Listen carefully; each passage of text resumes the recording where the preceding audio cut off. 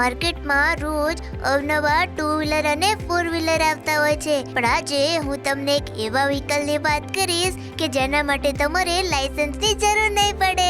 હે, તમારી ચતુર આવી ગઈ છે આજના વિડીયો સાથે.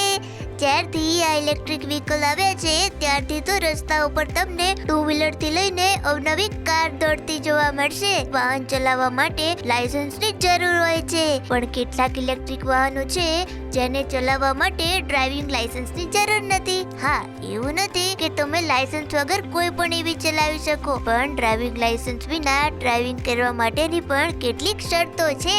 મિનિસ્ટ્રી ઓફ રોડ ટ્રાન્સપોર્ટ અને હાઈવેના નિયમો મુજબ જો તમે 25 કિલોમીટર પ્રતિ કલાકની ટોપ સ્પીડ એવી ખરીદો તો તમારે ક્યારેય ડ્રાઇવિંગ લાયસન્સ અથવા તો ચલણ ભરવું નહીં પડે. જો ટ્રાફિક પોલીસ તમને પકડે તો જે પ્રશ્ન પૂછે તેના સાચા જવાબ આપી દેવાના.